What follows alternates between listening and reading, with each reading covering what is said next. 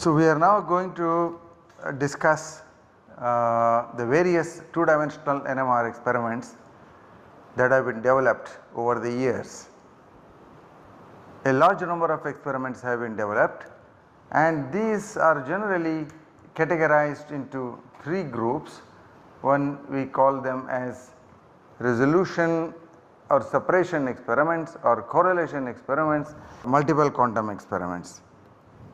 So, 3 categories of experiments are known, and we put them as resolution or separation experiments or correlation experiments or multiple quantum experiments. And this is a very unique feature. Multiple quantum experiments is a very unique feature of two-dimensional NMR spectroscopy. This was not possible to observe in the conventional one-dimensional NMR, and that is I will just briefly tell you what it is all about. And we know that in a two-dimensional spectrum you have 2 frequency axes, and we call this as F2 and F1. So, whatever the information present in the T1 domain of the two-dimensional data body, it appears along the F1 dimension. What is present during the detection period appears along the F2 dimension. So, these experiments differ by the information content, and what is present along the F1 axis or what is present in the map here in the two-dimensional matrix. So, that is how these experiments can be classified and grouped into the 3 different types. You may have particular kind of information along the F1 axis. For example, you may only have the chemical shifts, or you may have the coupling constants along the F1 axis, and similarly you may have the coupling constants or the chemical shifts along the F2 axis. Then it will lead to one kind of experiments. And if you have multiple quantum frequencies along the F1 dimension, then you have what are called as multiple quantum experiments. You see, typically multiple quantum signals are not observable, as we discussed in the product operator formalism. Multiple quantum signals are not directly observable because the trace of these multiple quantum operators with the Ix or the Iy operators is 0, therefore they are not observable. But in the F1 dimension, since you are not doing any direct detection, it is possible to represent these frequencies here, and the evolution under the multiple quantum frequencies modulates the detected signal in the F2 dimension, and eventually we detect only the single quantum frequencies in the F2 dimension, but the multiple quantum frequencies are obtained along the F1 dimension in an indirect manner. In J-resolved or resolution experiments, F2 dimension will have the normal frequency information, and F1 dimension may have the only the coupling information or the coupling plus chemical shift information, so on and so forth. So, this is the way these various experiments have been designed, and we are going to discuss this in somewhat greater detail in the following slides.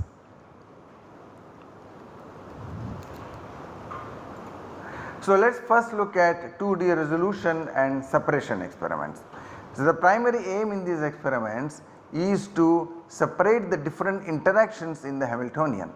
So, we are talking about high resolution NMR here. In high resolution NMR, the Hamiltonian consists of 2 terms. One is the Hz, or the second one is Hj, and this is the Zeeman Hamiltonian, this is the J coupling Hamiltonian. So, the Zeeman Hamiltonian is responsible for the chemical shifts, and the J coupling Hamiltonian is responsible for the couplings. Now, different strategies can be defined depending upon the nature of the information required in the final spectrum. Let us take a few examples and try and see how we can analyze that. So, this is one example wherein you do the experiment in the following manner. So, you consider a heteronuclear system, carbon proton, and we are talking about natural abundance carbon 13.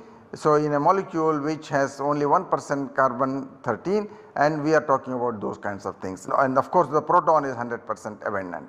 And there will be different kinds of carbons in a molecule. Some of them may be attached to 1 proton, some may be attached to 2 protons, some may be attached to 3 protons, and so on and so forth, CH groups or CH2 groups or CH3 groups.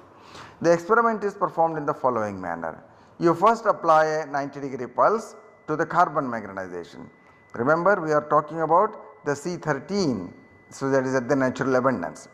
So, and when we apply the 90° pulse to this carbon, and which is the initially the magnetization here is along the z axis, and it will after the 90° pulse this magnetization comes to the y axis.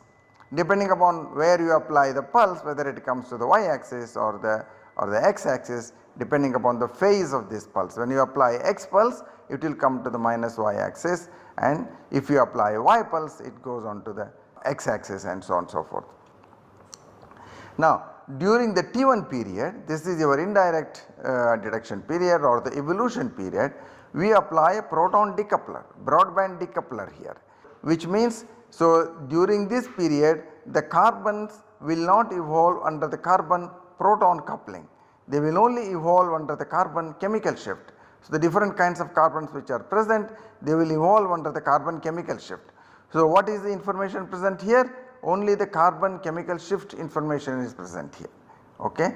So at the end of the T1 period, we start the detection period, and there we turn off the proton decoupler. Therefore, what is the information present in the T2 period? We have both the carbon chemical shifts and the carbon proton couplings, right. So therefore, when you do a 2-dimensional experiment and do 2-dimensional Fourier transformation, the spectrum will look like this. So this is my F1 dimension here. Here of course we have represented the F1 in a different way. Conventionally we had written this as the F2 dimension, this as the F1 dimension, but that does not matter, you can choose whichever way you want. So we have put here as F1 and I put here as F2. So now if you see what is present along the F2 dimension, I have this chemical shift, this is the chemical shift of this particular triplet here, and this center is the chemical shift of this quartet here, and this is the doublet chemical shift here, and this is again a triplet of this. So this one, therefore this triplet here, this represents the CH2 group, and this is a quartet which represents the CH3 group, and this is a doublet which represents the CH group, and this is again a triplet which represents a CH2 group. And this information, this coupling information is present only along the F2 dimension here. Therefore, you have a triplet here, a quartet here, a doublet here, and a triplet there. Now along the F1 dimension, what we have? If you take the projection here, you only have one line. You take a projection here, you have only one line. Similarly here, and this is at the chemical shift of the particular carbon. And you see the line which has been drawn here, this is to indicate the so called diagonal. You see this chemical shift along this axis or this axis is the same. This point is the same on this axis or this axis. Therefore, here I have the chemical shift information, and here also I have the chemical shift information at this position, and if I come here I have the chemical shift information corresponding to this, and similarly the chemical shift information is here. This is the center of the multiplet, this is the quartet, and here the doublet, and the doublet is of course the center of the doublet is here, the chemical shift position is in the middle here, and the two lines in the doublet are separated out from here. So if we were to take a cross section here like this, then it will be a quartet of CH3 group, a quartet of a CH3 group. How does it look? So let us just try and draw it here. So a triplet, if we were to take a cross section here, so that will look, so this will be the cross section here, and if I were to take a cross section here, it will look like it will be a quartet. So this will be a quartet,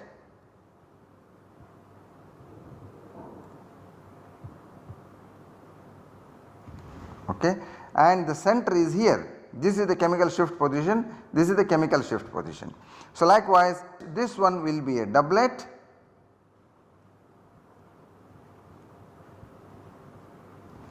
the chemical shift position is in the middle, and the last one will be a triplet again,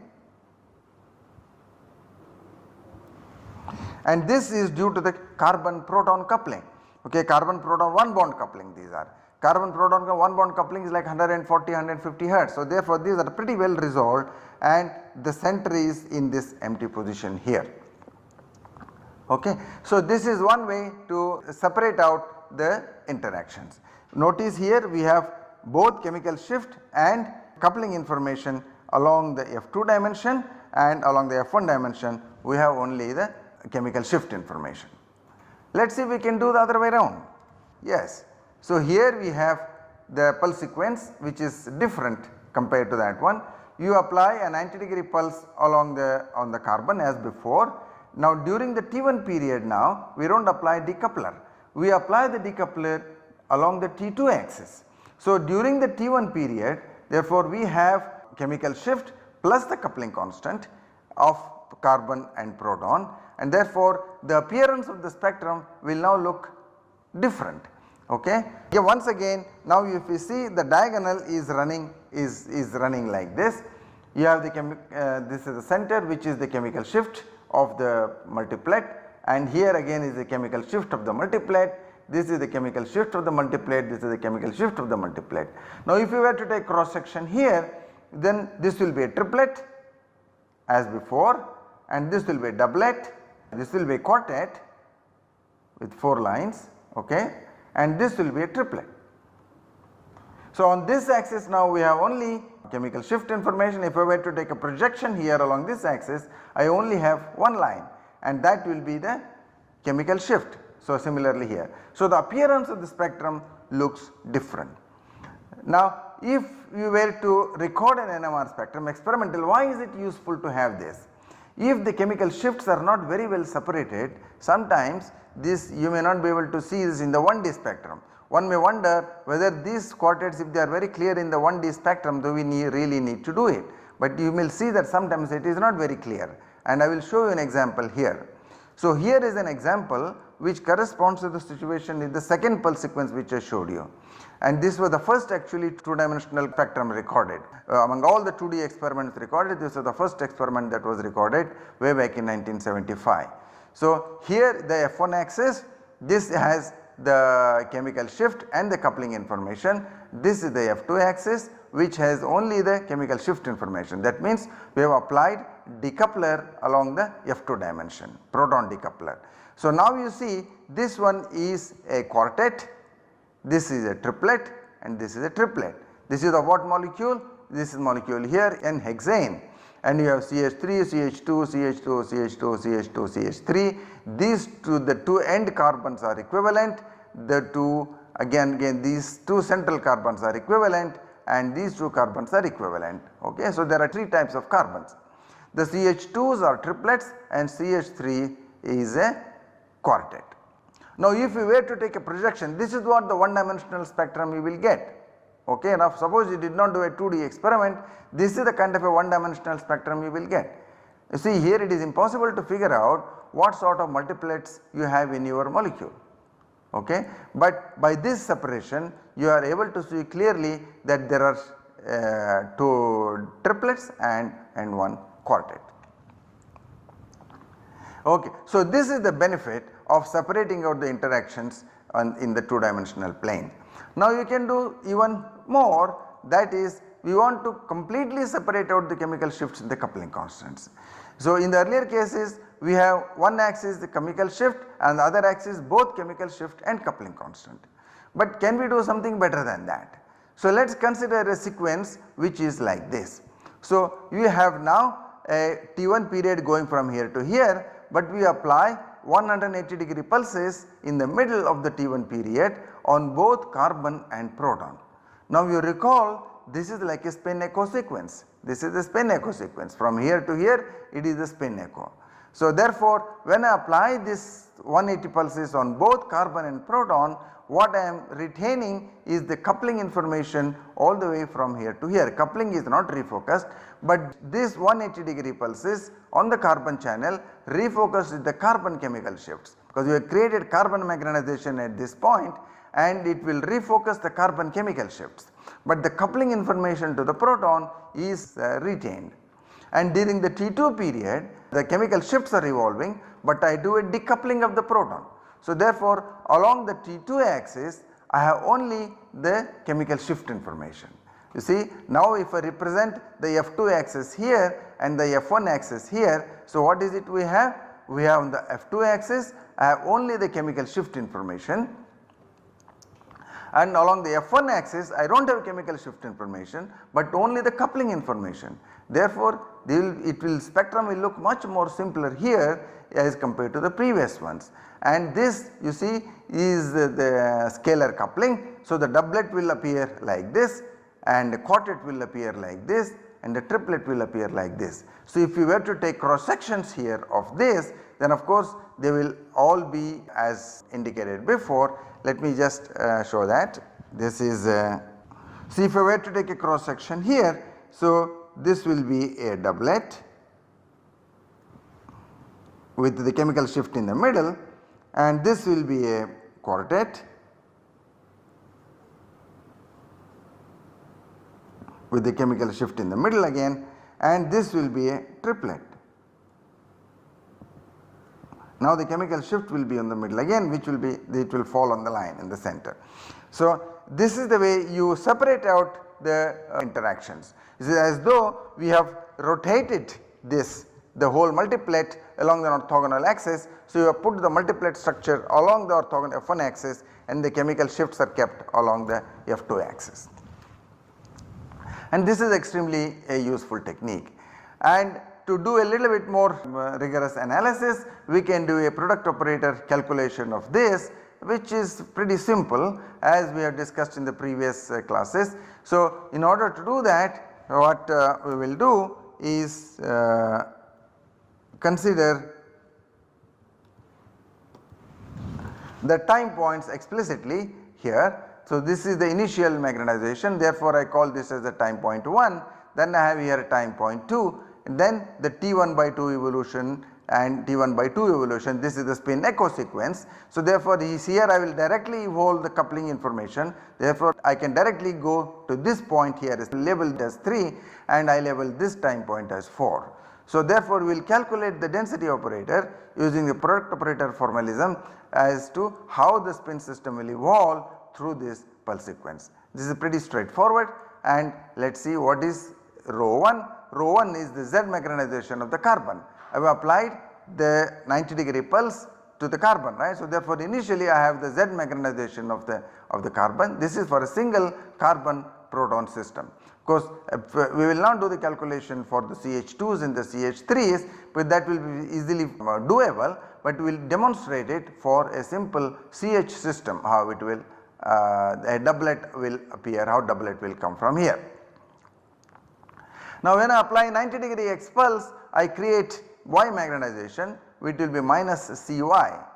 Now what I do during this whole period from here to here, it is a spin echo sequence. There is no chemical shift evolution of carbon, there is only carbon proton evolution, coupling information, right. So therefore I evolve this under carbon proton coupling. So therefore this is minus, the Cy gives me cosine pi j h c T1. Notice this C is actually capital C here, this is not a small c, this has to represent carbon, this is supposed to represent carbon, same is here, sin pi j h c T1 minus 2x hz sin pi j h c T1.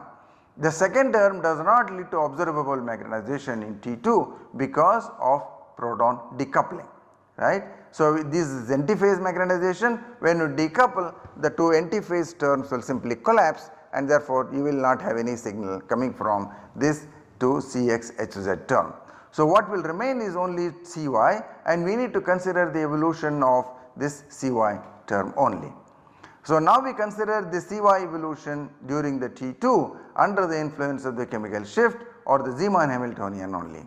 So this, what does it give me? This Cy gives me Cy cosine omega c T2 minus Cx sin omega c T2. Now we can detect only the Y magnetization, and if you do so, then of course I will have here the rho 4 you Cy cosine omega c T2 cosine pi j h c T1. Okay, now this is once again capital C. Now you see in the T2 domain I have only the frequency omega c, the chemical shift. Therefore if I Fourier transform along the T2 axis, I will get only the frequency information. Now along the T1 dimension I have only the coupling information, this is pi j h c T1. Therefore when I Fourier transform along the T1 dimension, I only have the coupling information. Okay. So therefore this results in exclusively coupling information along the T1 dimension and chemical shift information along the T2 dimension, and that is indicated here in this schematic drawn here.